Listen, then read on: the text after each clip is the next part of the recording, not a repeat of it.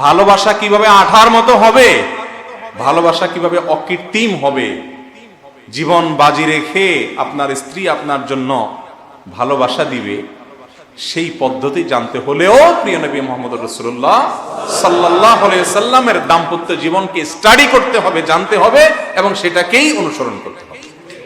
কোনো সন্দেহ আছে? আমাদের প্রিয় নবী সাল্লাল্লাহু আলাইহি সাল্লামের জীবনের একেবারে শুরুর দিকের ঘটনা, যখন তিনি সর্বপ্রথম জিবরিলকে দেখলেন হেরা গুহায়, ভয় পেয়ে গেছেন, চাপ দিছে ধরে, ভড়কায় গেছেন, ভয়ে দৌড়ে চলে আসছেন বাসায়।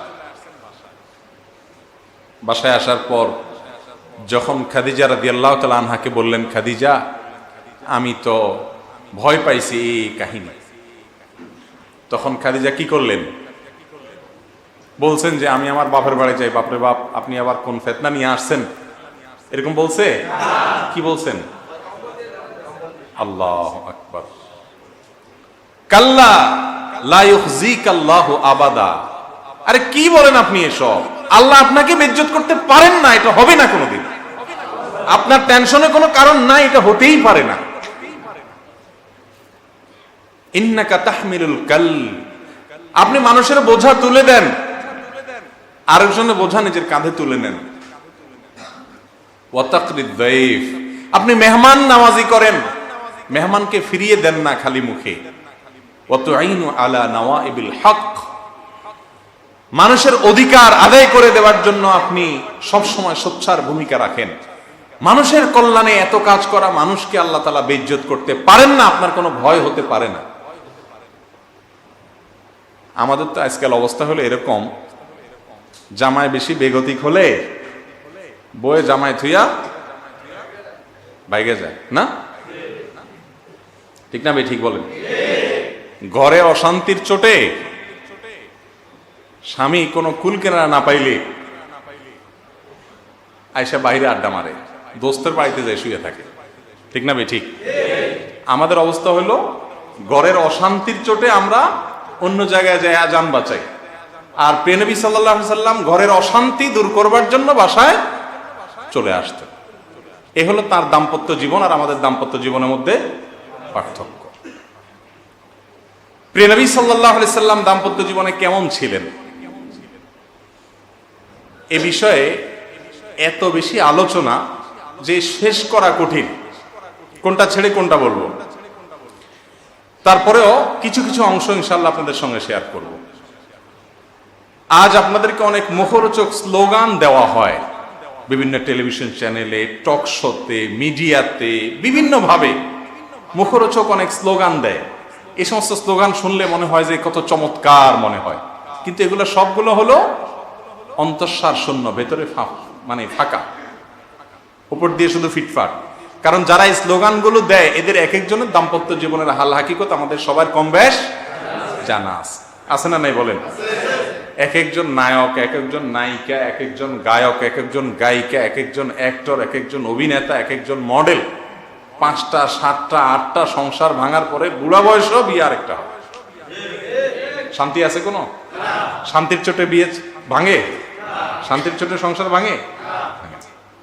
প্রিয় ভাইরা আমার, প্রিয় নবী সাল্লাল্লাহু আলাইহি ওয়াসাল্লাম আমাদের পুরুষদের জন্য এমন একটা চরম বার্তা দিছেন যে দুনিয়ার সমস্ত পুরুষরা সোজা হওয়ার জন্য একটা কথাই যথেষ্ট। আবার পুরুষদের বার্তা শুনে মহিলাদের খুব বেশি হাসার সুযোগ নেই। মহিলাদেরকেও নবী আলাইহিস সালাম স্বামীদের ব্যাপারে দায়িত্বশীল হওয়ার জন্য অনেক কঠিন বার্তা দিয়েছেন। রাসূল করিম সাল্লাল্লাহু আলাইহি সাল্লাম বলেছেন, খায়রুকুম খায়রুকুম লি আহলিহি ওয়া আনা খায়রুকুম লি আহলি। তোমাদের মধ্যে সবচাইতে উত্তম ব্যক্তি, এই মজলিসে আমরা যত মানুষ আছি আমাদের ভিতরে সবচাইতে ভালো মানুষ কে, এর তালিকা নির্ভর করবে আমাদের একটা চারিত্রিক সনদপত্রের উপরে। আর সেই চারিত্রিক সনদটা দিবেন কে? স্ত্রী।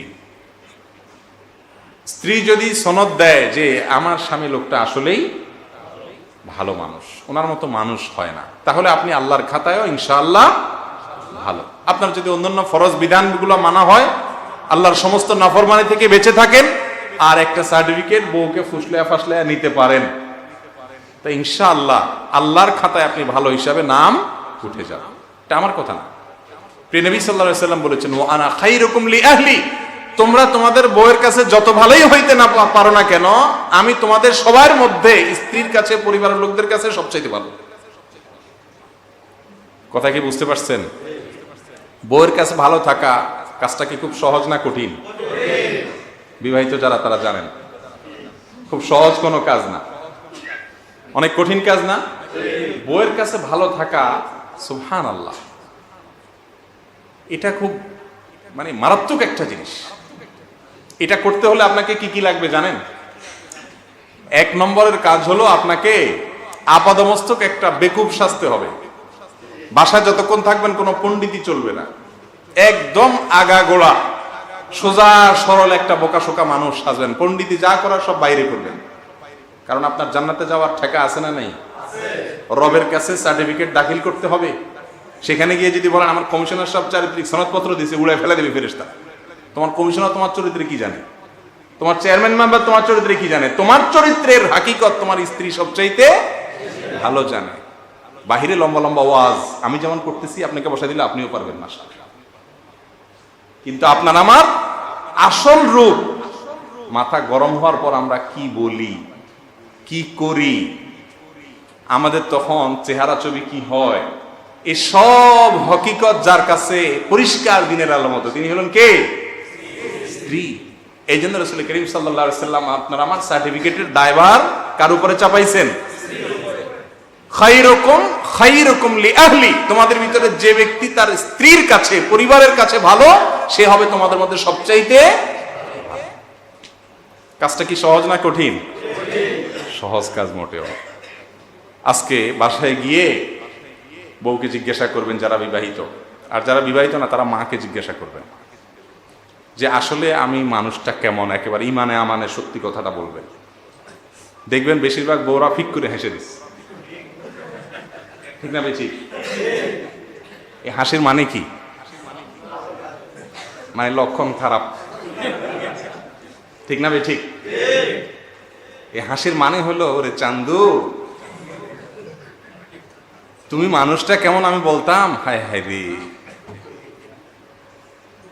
প্রিয় ভাইরা আমার, সিরিয়াসলি বলছি, আপনার পরিবারের সদস্য শুধু স্ত্রী না, আপনার মা, আপনার বোন, আপনার ভাই, আপনার সন্তান, তারা যখন আপনাকে মন থেকে বলবে যে আসলে তার মতো ধৈর্যশীল, তার মতো ভদ্র, তার মতো নম্র, তার মতো সবরওয়ালা মানুষ আর হয় না, তখন আল্লাহ রাব্বুল আলামিনের কাছে আপনি ভালো হতে পারবেন ইনশাআল্লাহ। চেষ্টা করা যাবে না ইনশাআল্লাহ? আল্লাহ তাআলা আমাদের সবাইকে তৌফিক দান করুন। এই জায়গায় আমাদেরকে যেতে হবে, কারণ আমাদের নবীজি সাল্লাল্লাহু আলাইহি সাল্লাম বলেছেন, তোমরা যে যতজন আছো, তোমরা তোমাদের সবাই তোমাদের স্ত্রী এবং পরিবারের কাছে যত ভালোই হইতে পারো না কেন, তোমাদের সবার মধ্যে আমি আমার পরিবারের কাছে সবচেয়ে ভালো।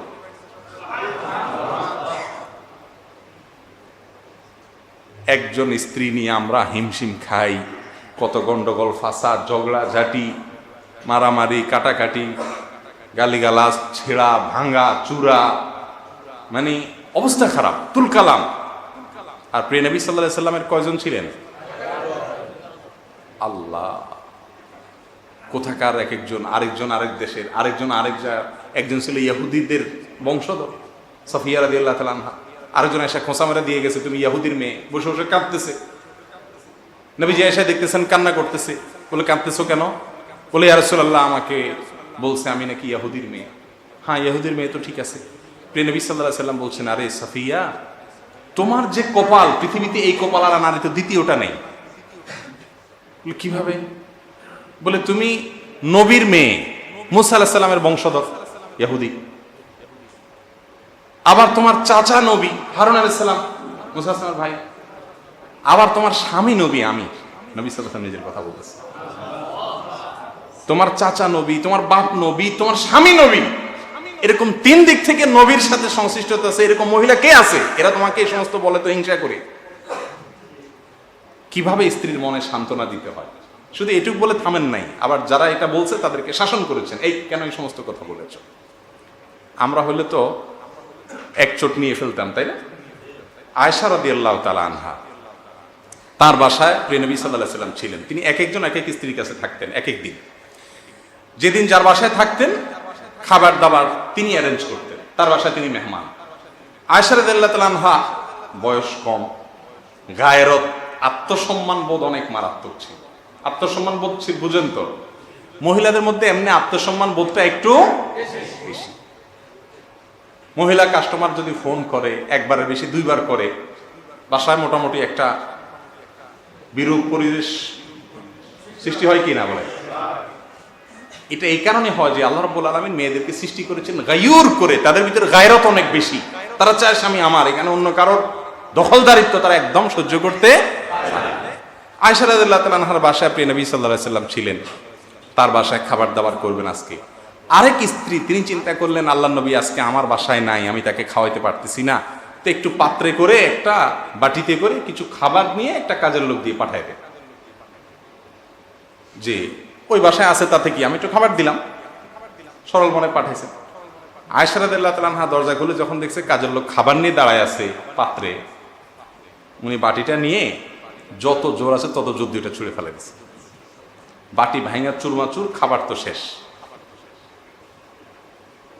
রাসূল করিম সাল্লাল্লাহু আলাইহি ওয়াসাল্লাম সবকিছু দেখলেন। দেখার পরে আয়েশা রাদিয়াল্লাহু তাআলা আনহাকে শুধু এটুকু বললেন, গারাত উম্মুকুম, তোমার মা অনেক আত্মসম্মান বোধ, তার তুমি অনেক আত্মসম্মান বোধওয়ালা বংশের মেয়ে, তোমার ইজ্জতে অনেক বেশি লাগে, এটা বুঝতে পারছি আমি। তিনি নিজে গিয়ে বাটির ওই ভাঙা অংশগুলো কুড়ে নিয়ে আসলেন, এনে হুবহু এরকম আরেকটা বাটি বাসায় ছিল, সেই বাটিটা নিয়ে কাজের লোকটার হাতে দিয়ে বললেন, একদম কোনো টু শব্দ করবা না। ওখানে যায় যদি বলে যে এখানে এই কাহিনী ঘটছে, তাহলে বিশ্বযুদ্ধ গৃহযুদ্ধ সব লাগবে কিনা। এই জন্য প্রিয় নবীজি বললেন, খবরদার, একদম কোনো শব্দ নাই, বাটিটা যেমনি সেমনি নিয়ে দিবা। উনি মনে করবে যে খাবার রেখা বাটি দিয়ে দিচ্ছে, বাটি একরকম দেখতে, একই রকমের বাটি। আমরা হলে কি করতাম? এই খাবার পাঠাইছে আমার জন্য মোহাব্বত করে, আর তুমি বাটি ভাঙিয়া ফালাইলা, একটা বিহিত এটার হইতে হবে, এটা কি করলা তুমি, অন্তত এটুকু বলতাম কিনা। স্ত্রী যখন রাগান্বিত হয় তখন স্বামী সবর করতে হয়, শাসন করতে হলেও স্বাভাবিক অবস্থার পরে করতে হয়। এই শিক্ষা প্রিয় নবী সাল্লাল্লাহু আলাইহি ওয়াসাল্লাম আমাদেরকে দিয়েছে, ঠিক না বে ঠিক? সৌদি আরবের একজন বড় আলেম ডক্টর আয়েদ আল কারনি, মুসলিম বিশ্বের সবচেয়ে জনপ্রিয় আলেমদের মধ্যে থেকে একজন, তার এক বক্তব্যে তিনি দারুণ কিছু টপিক চুজ করেছেন পারিবারিক শান্তি কিভাবে সৃষ্টি হবে বিষয়। প্রিয় নবী সাল্লাল্লাহু আলাইহি ওয়াসাল্লাম তার পরিবারের সদস্যদের সাথে কেমন ছিলেন, এগুলোর উপরে ভিত্তি করে বিভিন্ন ছোট ছোট ক্লিপ তিনি করেছেন। তার মধ্যে একটা ক্লিপে তিনি বলেছেন, দারুণ কিছু বুদ্ধি দিয়েছেন। বললেন যে যাদের বাসা বাড়িতে সবসময় ছোটখাটো যুদ্ধ লাগে থাকে মোটামুটি, তাদের জন্য একটা বুদ্ধি হলো, আপনাদের বাসায় শান্তি আসার একমাত্র উপায় হলো আপনারা সবাই আপাদমস্তক বোকা সাজবেন। বোকা সাজার কোনো বিকল্প হতে পারে না। বাসায় পণ্ডিত যারা সাজে তারা কখনো ভদ্রলোক হতে পারে না। ভদ্রলোকরা বউয়ের কাছে বিড়াল সাজে আর বাহিরে বাঘ থাকে, আর অভদ্র লোক আর ছোট লোকরা বাহিরে বিড়াল থাকে, বাসায় বাঘ সাজে। কথা কি বুঝাতে পারছি? মহিলারা উল্টাপাল্টা করবে, অযৌক্তিক কথা বলবে, মেজাজ গরম হওয়ার মতো কথা বলবে, তারপরেও ওইটাকে হাসি মুখে বরণ করে নিতে হবে। ওই যে সার্টিফিকেট লাগবে তো আপনার, ঠেকা আছে তো, ঠেকা যে কিচ্ছু করার নেই। জান্নাত পাইতে হইলে, আল্লাহর কাছে ভালো থাকতে হলে, আল্লাহ নবী সাল্লাল্লাহু আলাইহি ওয়াসাল্লামের চোখে ভালো থাকতে হলে এই মহিলার সার্টিফিকেট নেওয়া ছাড়া কোনো পথ খোলা নাই, কোনো পথ খোলা নেই। এই জন্য তার কাছে ভালো থাকার জন্য যা দরকার তা করতে হবে। এই জন্য আয়েদ আল কারনি হাফিজাহুল্লাহ একটা পরামর্শ দিয়েছেন চমৎকার। তিনি বলেছেন, আমার এই পরামর্শের উপরে আমল করে আমার ইউনিভার্সিটির ছাত্ররা, বহু মানুষ আমাকে জানাইছে যে আমাদের জীবনে আমূল পরিবর্তন পাইছি, পুরো পরিবর্তন হয়ে গেছে, সব বাসার যে সেট আপ পুরো চেঞ্জ। বুদ্ধিটা কি? তিনি বললেন যে আপনারা যখন বউ কোনো কারণে রেগে যাবেন, স্ত্রী যখন খেপবেন, এখন আক্রমণ শুরু হচ্ছে, আপনি আগে থেকে প্রস্তুত থাকবেন যে আমি এখন একেবারে মক্তবের ছাত্র, দেখছেন মক্তবের ছাত্র, প্রথম প্রথম আলিফ বাতাসা সবক নেয়, হুজুরের কাছে বসে একেবারে দোজানো হয়ে কাঁপা কাঁপা থাকে। মক্তবের ছাত্র দেখেন নাই? মক্তবের ছাত্রের মতো একটা ভাব, রিয়েল ভাব ধরার চেষ্টা করবেন এবং বলবেন ঠিক এই এই অমানবিক, এই অমানসিক কাজ আমার দ্বারা হওয়া উচিত না। কি বলবো বলো, আমার নিজেরই লজ্জা হয় তোমার কাছে কি বলবো। ঠিকই, তুমি তো কোনো অন্যায় বলো নাই, অযথা হুদাই বলবে পরিপূর্ণভাবে একেবারে অন্তর থেকে। আমি সরি বলার মুখও আমার নাই আসলে। আমার যে কি হওয়া উচিত আমার নিজেরই বুঝতেছি আমি। আল্লাহ আমাকে মাফ করুক, আমার জন্য দোয়া করো, আল্লাহ যেন আমাকে মানুষ করে দেয়।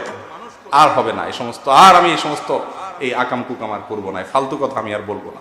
এত নিচু কথা আমি বলছি, আমার ভাবতে লজ্জা হয়, আমি সরি। একদম বোকা সাজবেন, বুঝা গেলে আবার কাহিনী শেষ, বুঝতে দেওয়া যাবে না। চুপচাপ বোকা সাজবেন।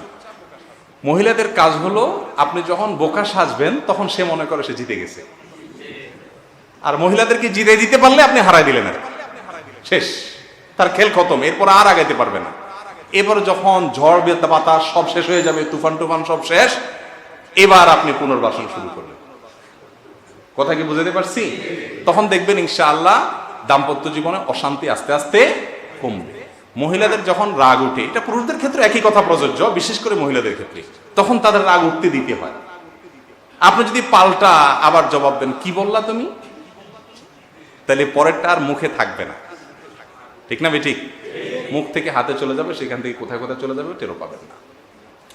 আল্লাহ তাআলা আমাদেরকে প্রিয় নবী সাল্লাল্লাহু আলাইহি সাল্লামের পারিবারিক জীবনকে অনুসরণ করার তৌফিক দান করুন। আমাদের প্রিয় নবী সাল্লাল্লাহু আলাইহি ওয়াসাল্লাম তার পরিবারের কাছে এতটা ভালো থাকতেন যে পরিবারের স্ত্রীর সব ঘরোয়া কাজগুলো তিনি করে দেওয়ার চেষ্টা করতেন। আপনি আমি বেশি ব্যস্ত না নবীজি বেশি ব্যস্ত ছিলেন? পুরো উম্মতের দায়িত্ব নিয়ে আসছেন, গোটা উম্মতের দায়িত্ব নিয়ে আসছেন, গোটা বিশ্ব মানবতার হেদায়েতের জন্য দায়িত্ব নিয়ে আসছেন। তার তো ঘুমানোর সময় নেই, তার তো বসার সময় নেই, কিন্তু বাসায় ঢুকছেন, বাহিরের কোনো হেডেক আর নাই। সম্পূর্ণ সময় স্ত্রীকে দিতেন, সম্পূর্ণ সময় রাত জেগে স্ত্রীর সাথে কথা বলতেন। সহিহ বুখারী সহ বিভিন্ন হাদিসে কিতাবে বর্ণিত হয়েছে, নবী আলাইহিস সালাম বলেছেন এশার পরে কথা বলা এটা তিনি অপছন্দ করতেন। আমাদের আয়েশা বলেছেন নবী সাল্লাল্লাহু আলাইহি ওয়াসাল্লাম এশার পরে কি বলা অপছন্দ করতেন? কথা বলা, যেই কোনো কথা বলা, এটা অপছন্দ করতেন। কিন্তু স্বামী স্ত্রীর মধ্যকার কথোপকথন শুধু এই একটাকে কি করতেন? অ্যালাউ করতেন, অনুমোদন দিতেন। আয়েশা রাদিয়াল্লাহু তাআলা আনহা তাকে একবার গল্প শুনিয়েছেন, আবু জারার গল্প, বিশাল বড় হাদিস। উম্মে জারার গল্প। উম্মে জারা নামে এক মহিলা ছিল, তার স্বামী ছিল আবু জারা। আবু জারা উম্মে জারাকে অনেক আদর যত্ন করত। 10 মহিলা মিলে তাদের স্বামীর গল্প শুনাইছে, তার ভিতরে জিতে গেছে উম্মে জারা, তার স্বামী সবচেয়ে বেশি আদর করতো। রাসূল আকরাম সাল্লাল্লাহু আলাইহি ওয়াসাল্লাম পুরো গল্প শুনছেন। আজকাল আমাদের বউদের গল্প শোনার সময় আছে আমাদের? বেশি গল্প শুনলে তুমি এত কথা বলো কেন, তোমার ইদানিং একটু কথা জোর বাড়িয়ে গেছে, এরকম বলি কি বলি না আমরা? বউদের কথা শুনি না। রহমতুল্লিল আলামিনের মতো ব্যস্ত মানুষ ঠান্ডা মাথায় গল্প শুনতেছেন, কোথায় কোন 10 মহিলার গল্প পুরাটা শুনছেন, শুনে শেষে বলছেন যে এই 10 জন মহিলা তাদের স্বামীদের গল্প দিছে, এর ভিতরে উম্মে জারা তার স্বামী সবচেয়ে ভালো বোঝা গেল। আয়েশা, তোমার জন্য আমি উম্মে জারার জন্য আবু জারা যেরকম, আমি তোমার জন্য সেরকম। কিভাবে স্ত্রীর দিলজয়ী করার, স্ত্রীর মনোরঞ্জন করার, তাকে খুশি করার চেষ্টা করতেন। আয়েশা রাদিয়াল্লাহু তাআলা বলেন, ইয়া রাসূলুল্লাহ, খেলা দেখবো মসজিদে নববীতে ইথিওপিয়ানরা হাডুডুবা এই টাইপের একটা খেলা খেলে, যেটা আরাবিয়ানরা মদিনা মক্কার মানুষরা দেখে না আগে কখনো হয়। আমাদের আয়েশা বলেন, ইয়া রাসূলুল্লাহ, আমি খেলা দেখব।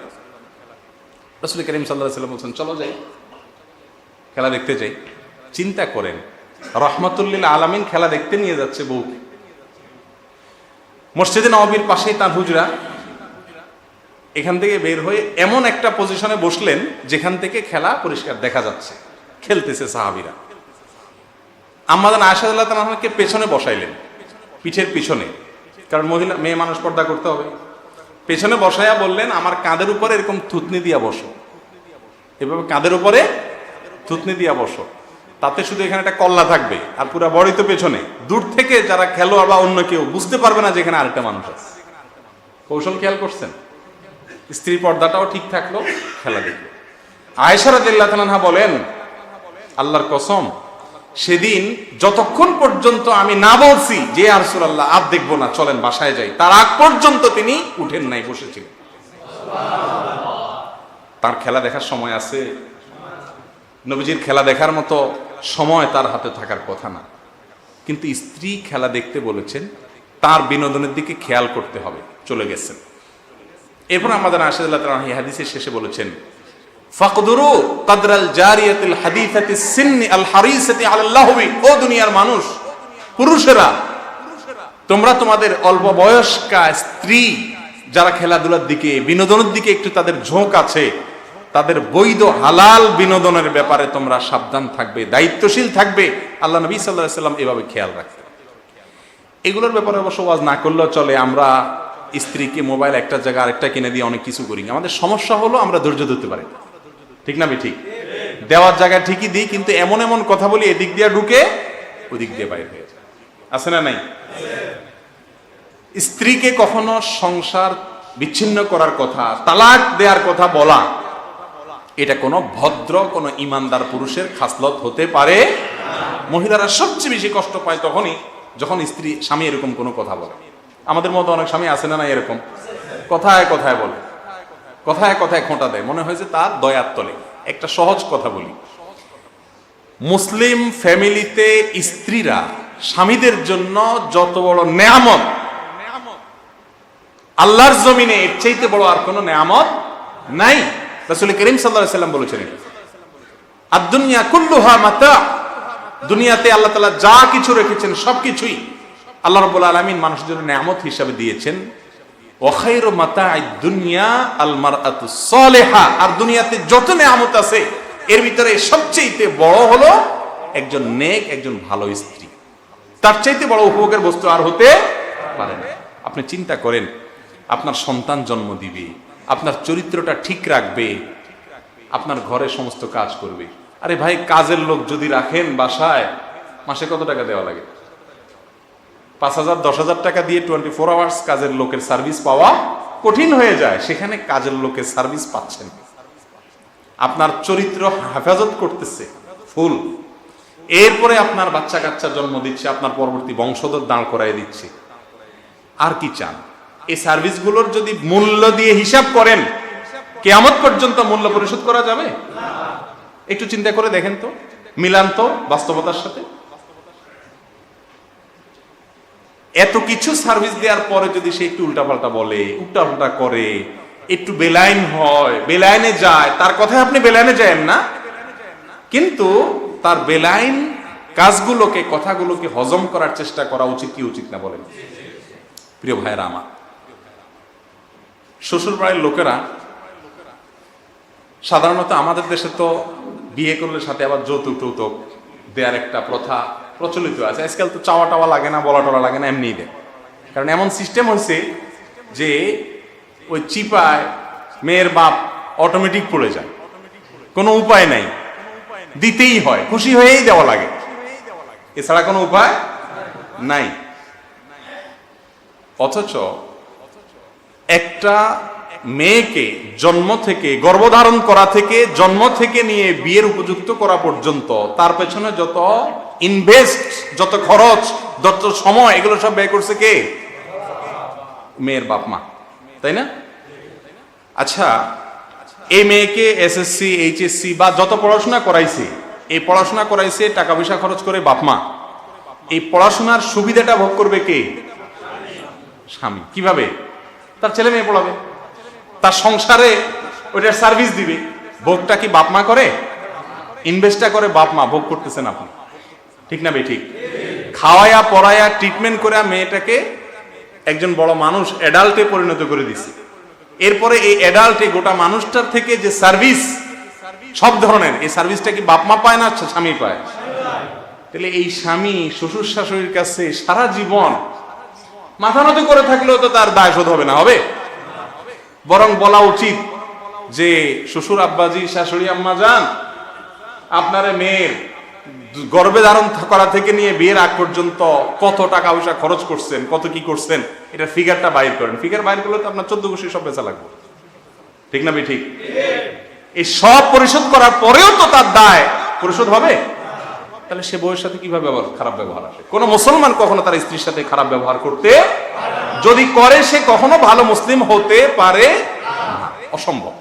ধৈর্য ধারণ করার জন্য দায়িত্ব তাদের বেশি না আমাদের বেশি? প্রিয় নবী সাল্লাল্লাহু আলাইহি সাল্লাম কত সুন্দর করে বুঝিয়েছেন, যদি কোনো একটা গুণের কারণে তুমি তার প্রতি মনক্ষুণ্ণ হও, তো তার বহু ভালো গুণ আছে, সেগুলোর কথা চিন্তা করো। আছে না নাই? এমন কোন মানুষ পৃথিবীতে আছে যার সব খারাপ গুণ, একটাও ভালো গুণ নাই? এমন কোন মানুষ আছে? একজনও নেই। প্রত্যেকটা মানুষ তার ভিতরে খারাপ গুণ যদি থাকে, ভালো গুণ অবশ্যই আছে। শুধু খারাপ গুণ দিয়ে আল্লাহ তাআলা কোনো মানুষ সৃষ্টি করেন। আম্মা জান আয়েশা রাদিয়াল্লাহু তাআলা আনহার কথা বলি। ওনার বয়স কম ছিল, ছোট মানুষ ছিলেন, একটু উড়া উড়া ছিলেন। আপনার আটার খামিরা করে অনেক সময় ঢাকা ছাড়া অন্যদিকে চলে যেতেন, ছাগল এসে মুখ দিয়ে খাই ফেলত। তো এই ধরনের সমস্যা তার ভিতরে ছিল, বিভিন্ন হাদিসে উঠে আসছে। কিন্তু রাসূল করিম সাল্লাল্লাহু আলাইহি ওয়াসাল্লাম কখনো তাকে ধমক দিয়ে একটি কথাও বলেছেন বলে কোনো হাদিস থেকে পাওয়া যায় না। এর মানে কি এই যে উম্মুল মুমিনিন যারা ছিলেন তারা একেবারে সব ফেরেশতার মতো ছিলেন, টু শব্দ হয় না এরকম না, বহু কিছু টুনটান হয়েছে গেছে, এবং সেখানে মাশাআল্লাহ পক্ষ বিপক্ষ গ্রুপিংও হয়েছে। কিন্তু হয়েছে না হয় নাই? পক্ষ গ্রুপিং হয়েছে। ওমর রাদিয়াল্লাহু আনহু মাঝখানে মধ্যস্থতা করতে হয়েছে। কিন্তু প্রিয় নবী সাল্লাল্লাহু আলাইহি ওয়াসাল্লাম কখনো স্ত্রীদের সাথে দুর্ব্যবহার, শক্ত কোনো রুক্ষ কোনো কথাও, আল্লাহ আয়াত নাজিল করে বলে দিবেন, হে রাসূল আপনি যা বলে দেন তাদেরকে, ভালো না লাগলে যার মনে চায় সে চলে যাক, রাস্তা খোলা আছে। আর যদি থাকে নবীর স্ত্রী হিসাবে তাহলে এইভাবে থাকবে। আল্লাহ আয়াত করে নাজিল করে বলে দিয়েছে, কিন্তু রাসূল মুখ ফুটে তার স্ত্রীদেরকে একটা কথাও বলেননি। সেই রাসূলের উম্মত আপনি আমি। সেই রাসূলের উম্মত হয়ে স্ত্রীর সাথে দুর্ব্যবহার করা আমাদের কখনো মানা না। এখন একটা মুশকিল হলো, শয়তান আমাদের কাছে একটা যুক্তি দেয়। যুক্তিটা বলবো? যুক্তিটা হলো, শয়তান বলে যে তাকে শাসন তো আমাকেই করতে হবে, আমাকেই তো শাসন, আমি শাসন না করলে সে শিখবে কোথায়? সুন্দর একটা যুক্তি না? শয়তান এই যুক্তি দিয়ে এবার আস্তে আস্তে আপনারা পাওয়ার দেয় আর কি। এবার একটা খারাপ কথা বলেন, আরেকটা বলেন, ঝগড়া হয়, জাটি হয়, বাবার বাড়ি চলে যাও, এবার আস্তে আস্তে নিচের দিকে নামা শুরু হয়। ঠিক না ভাই? ঠিক। ভালো করে শুনে রাখেন, একজন পুরুষ এই মজলিসে আছেন কিনা, থাকলে একটু হাত তুলে দেখায়। প্রিয় নবী সাল্লাল্লাহু আলাইহি সাল্লাম সম্পর্কে স্পষ্টভাবে তার শামায়েলে ভিতরে বর্ণিত হয়েছে, মা আবান নবী সাল্লাল্লাহু আলাইহি ওয়াসাল্লাম আত-তাআমা কাত্তু। প্রিয় নবী সাল্লাল্লাহু আলাইহি সাল্লাম জীবনে কখনো কোনো খাবারের দোষ ধরেননি, কখনো কোনো খাবারের দোষ ধরেননি। তার মানে কি এই যে তার স্ত্রীগণ উম্মুল মুমিনিন, উম্মাহাতুল মুমিনিন রিদওয়ানুল্লাহি আলাইহিম, তারা যা রান্না বাড়া করেছেন সব 100% পারফেক্ট ছিল, কখনো লবণ কমবেশ হয় নাই, কখনো কিচ্ছুতে অসুবিধা হয় নাই? ব্যাপারটা কি এরকম? মানুষের হাত তো একটু এদিক সেদিক তো অবশ্যই হতে পারে, কিন্তু তিনি কখনো খাবারের দোষ ধরেন নাই। একটু শব্দটা, বাক্যটা আবার চিন্তা করেন, কখনো জীবনে কখনো খাবারের দোষ ধরেননি। আর আমাদের অবস্থা কি? এবার হাত তোলেন দেখি, বুকের পাটায় বল থাকলে হাত তোলেন যে আমি জীবনে কোনোদিন কখনো বলে নাই খাবারের দোষ, এই লবণ কম হয়েছে, মরিচ বেশি হয়েছে, এই ডালটা একটু পানি বেশি হয়ে গেছে, একটু বেশি ঘন হয়ে গেছে, এরকম কোনো দোষ কখনো ধরি নাই। এরকম কোনো মানুষ থাকলে হাত তোলেন দেখি। আছেন?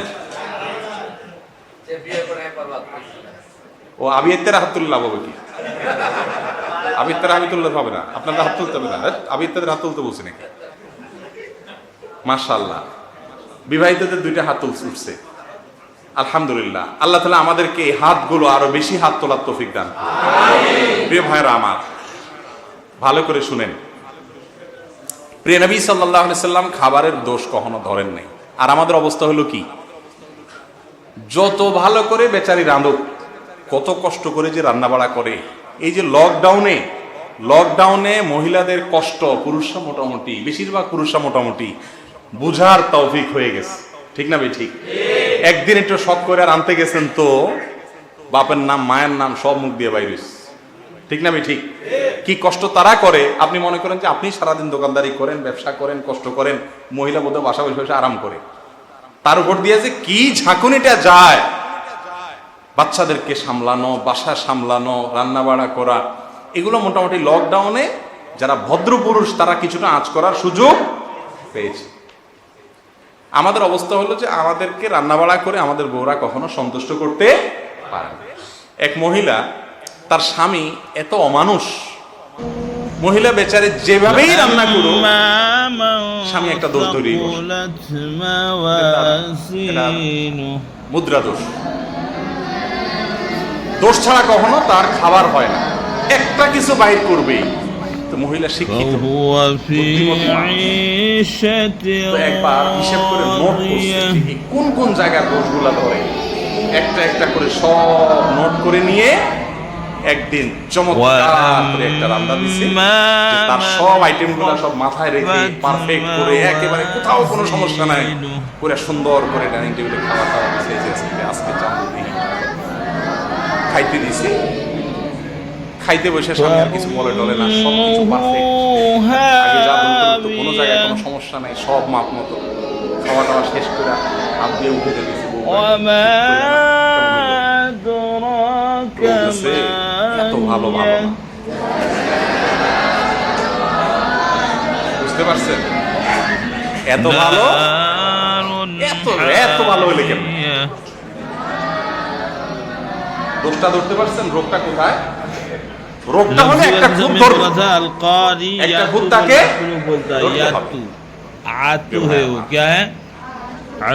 আমাদের জান্নাতে যাওয়ার প্রয়োজন, আমাদের মালিককে খুশি করার প্রয়োজন, আমাদের প্রিয় নবী সাল্লাল্লাহু আলাইহি সাল্লামের খাতায় ভালো মানুষের তালিকায় নাম লেখানোর প্রয়োজনে আমাদেরকে আমাদের পরিবারের লোকদের কাছে কি থাকতে হবে? ভালো থাকতে হবে। হাদিয়া তোহফা দেওয়ার ওয়াজ করে লাভ নাই। এটা মাশাআল্লাহ সবাই চেষ্টা করে, কম বেশি আজকাল কৃপণ সেও চেষ্টা করে বউরে কিছু হাদিয়া তোহফা দিতে। সমস্যা হলো যখন কোনো ব্যত্যয় হয়, ব্যতিক্রম কিছু হয়, যখন ভুল কিছু হয়ে যায় তখন চান্দি গরম, ঠিক না বেশি? চান্দিটা গরম করা যাবে, মাথাটা ঠান্ডা রাখতে হবে, সবর করতে হবে, আল্লাহকে খুশি করার জন্য চেষ্টা করা যাবে ইনশাআল্লাহ।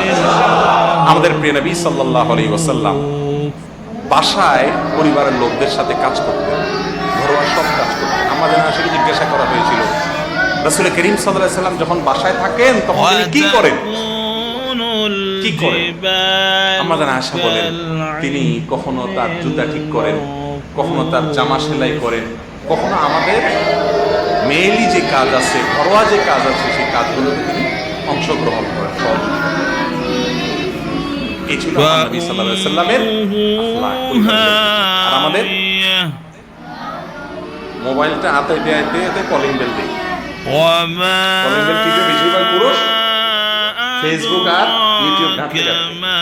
দরজা খোলার পরে কি বই খুললো না পোলাপানি খুললো এসব দেখা দেখি টাইম নেই, একেবারে ঘুমানো পর্যন্ত মনে যাবে টেলিফোন মোবাইলে মনে যাবে, ঠিক না? ঠিক বলেন। মহিলারাও কম যায় না, এরাও ওই দরজা খুলতে আসছে তাও মোবাইল টিপতে টিপতে এসে বলছে, ঠিক না? ঠিক। তো বইয়ে মোবাইল নিয়ে ব্যস্ত আছে, স্বামীও তার মোবাইল নিয়ে। দাম্পত্য জীবনে শান্তি আসমান থেকে নাজিল হবে? এটা কি শান্তির কোনো কাজ হচ্ছে?